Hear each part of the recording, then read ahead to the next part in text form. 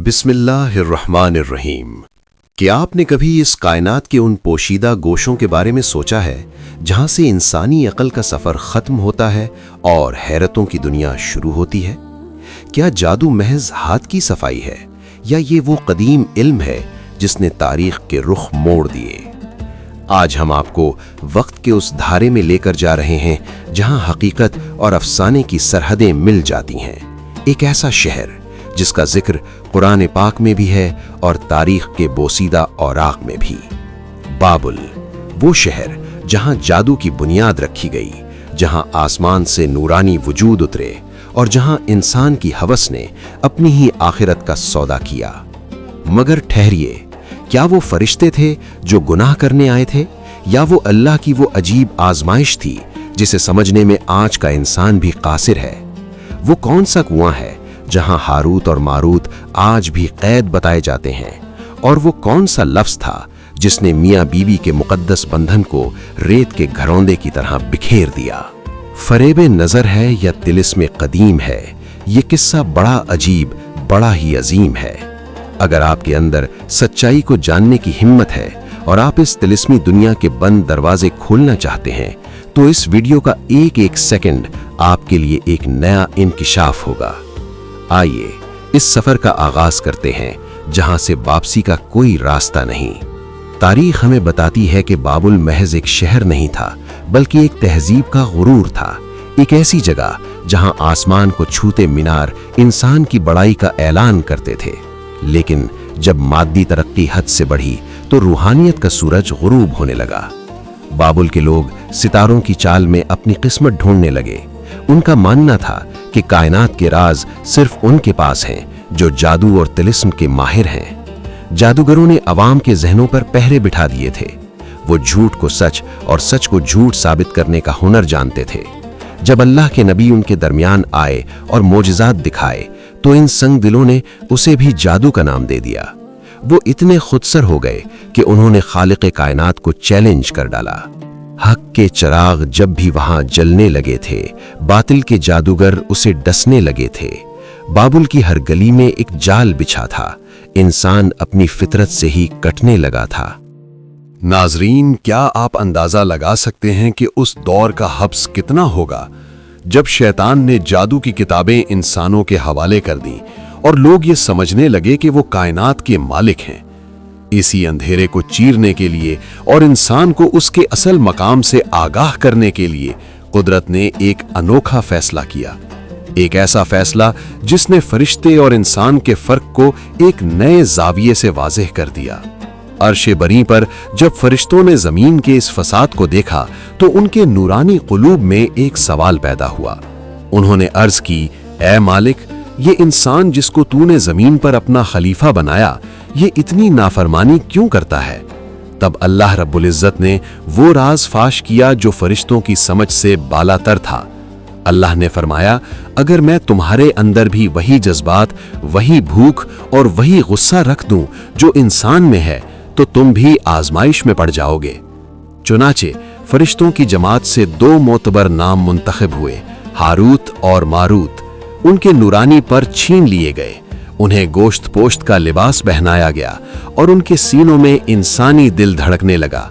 वो बाबिल के बाजारों में एक अजनबी मुसाफिर की तरह उतरे। नूरानी जब बने थे बशर जमीन पर, आने लगी थी एक सहर जमीन पर।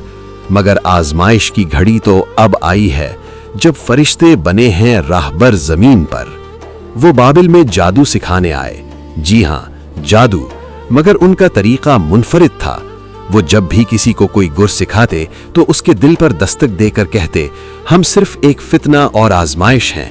देखना, ये इल्म सीख कर कुफ्र न करना, ये आग है, इसे अपने घर न ले जाना। मगर हवस के मारे इंसान ने उनकी नसीहत को पुश्ते पीछे डाल दिया। वो उनसे ऐसा जादू सीखने लगे जो मोहब्बत के फूलों को नफरत के कांटों में बदल देता था। वो मियां बीवी के दरमियान इस तरह जुदाई डालते जैसे दो अजनबी मिल रहे हों। उल्फत के रिश्तों में जहर घोलने लगे, वो झूठ के तराजू में सच तोलने लगे। यहां पहुंचकर कहानी एक ऐसे मोड़ पर आती है जहां खुद हारूत और मारूत की अपनी इंसानियत का इम्तिहान शुरू होता है کیا وہ اس آزمائش میں پورے اترے یا بابل کی خوبصورتی نے ان کے قدم بھی ڈگمگا دیے؟ پھر وقت نے ایک نیا رخ موڑا۔ بابل کی گلیوں میں جہاں جادو کا شور تھا، وہاں اب ایک ایسی شخصیت کا چرچا ہونے لگا جس کے حسن کی تاب لانا کسی بشر کے بس میں نہ تھا۔ اسے تاریخ زہرا کے نام سے جانتی ہے، ایک ایسی عورت جس کے قدموں کی چاپ دلوں کی دھڑکنیں روک دیتی تھی اور جس کی آنکھوں میں وہ سحر تھا جو بڑے بڑے زاہدوں کا تقوی خاک میں ملا دے۔ ناظرین، ذرا اس منظر کا تصور کیجئے۔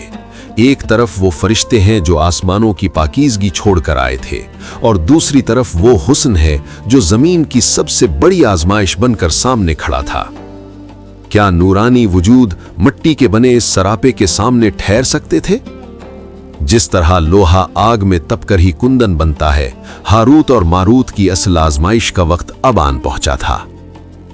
وہ رخ کہ جیسے چاند ہوں تارے ہوں آس پاس، وہ چال کہ جیسے بادل ہوں چھائے ہوئے پیاس۔ بابل کی اس حسینہ میں ابلیس چھپا تھا، ایمان کی جڑوں کو جو ڈسنے لگا تھا۔ زہرا ان فرشتوں کے پاس آئی، مگر جادو سیکھنے نہیں بلکہ ان کا دل جیتنے۔ وہ جانتی تھی کہ یہ عام انسان نہیں ہے، ان کے پاس وہ اسم اعظم ہے جو آسمانوں کے دروازے کھول دیتا ہے۔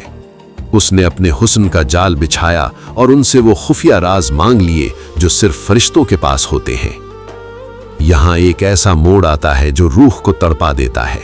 کیا ہاروت اور ماروت اپنی نصیحت بھول گئے؟ کیا وہ اس آزمائش میں گر گئے جس سے وہ دوسروں کو بچانے آئے تھے؟ قدم جو ڈگمگائے تو پھر سنبھل نہ سکے، وہ آزمائش کے سانچے میں ڈھل نہ سکے۔ فرشتے تھے مگر بشر کے روپ میں تھے، وہ اپنے ہی کہے سے نکل نہ سکے۔ بابل کے در و دیوار گواہ ہیں کہ اس رات آسمان کے تارے بھی لرز اٹھے ہوں گے۔ وہ فرشتے جو دوسروں کو کفر سے روکتے تھے، وہ خود ایک ایسی کشمکش میں مبتلا ہو گئے جہاں ایک طرف اللہ کی رضا تھی اور دوسری طرف انسانی جذبات کا تلاطم۔ کہا جاتا ہے کہ جب انہوں نے زہرا کے اصرار پر وہ کلمات ادا کیے تو وہ نور جو ان کے چہروں پر تھا وہ دھوئیں کی طرح اڑ گیا۔ بابل کا وہ جادو جو اب تک ایک ہنر تھا، اب ان کے لیے ایک وبال بننے والا تھا۔ اب داستان وہاں پہنچتی ہے جہاں سے واپسی کا کوئی رستہ نہیں۔ آسمان سے ندا آئی کہ اے ہاروت اور ماروت، تم نے اپنی مرضی سے آزمائش چنی تھی، اب سزا کا انتخاب بھی خود ہی کرو۔ کیا تم دنیا کی سزا چاہتے ہو یا آخرت کی؟ ذرا سوچئے، وہ فرشتے جو ابد تک کی زندگی کے عادی تھے، انہوں نے دنیا کی عارضی مگر ہولناک سزا کو چن لیا تاکہ آخرت کے دائمی عذاب سے بچ سکیں۔ یہی وہ مقام ہے جہاں سے اس مشہور کنویں کی روایت جنم لیتی ہے، بابل کا وہ گہرا اندھیرا غار جہاں دو نورانی وجود آج بھی الٹے لٹکے ہوئے قیامت کا انتظار کر رہے ہیں۔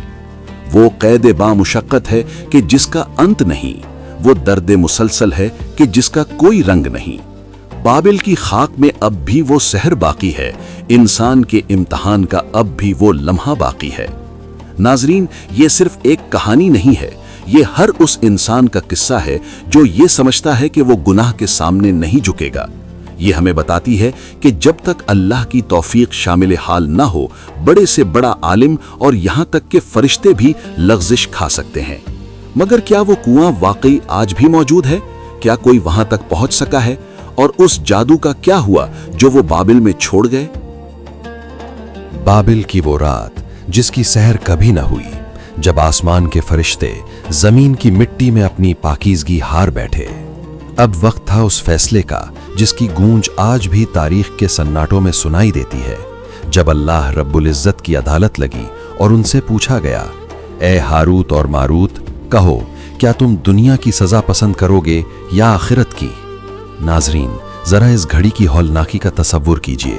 ایک طرف وہ جہنم ہے جس کا ایندھن پتھر اور انسان ہے، اور دوسری طرف یہ دنیا کی فانی مگر طویل زندگی۔ ان فرشتوں نے جو اب انسان بن چکے تھے، روتے ہوئے دنیا کی سزا کو چن لیا تاکہ وہ اپنے رب کے غضب سے بچ سکیں۔ عذاب دو جہاں کی کشمکش میں تھے وہ دونوں، خدا کے سامنے اب بے بس تھے وہ دونوں۔ گناہ حفظ میں نور جبین چھین لیا تھا، بشر بن کر سکون بزم برین چھین لیا تھا۔ کہا جاتا ہے کہ اسی لمحے زمین شک ہوئی اور بابل کے ریگستانوں کے بیچوں بیچ ایک گہرا، سیاہ اور خوفناک کنواں نمودار ہوا۔ یہ کوئی عام کنواں نہ تھا، بلکہ یہ زمین کے تپے ہوئے سینے میں ایک ایسا قید خانہ تھا جہاں ہوا بھی دم توڑ دیتی تھی۔ ہاروت اور ماروت کو وہاں الٹا لٹکا دیا گیا، قیامت تک کے لیے۔ آج ہزاروں سال گزر گئے، سلطنتیں مٹ گئیں، نسلیں بدل گئیں، مگر وہ کنواں آج بھی ایک راز ہے۔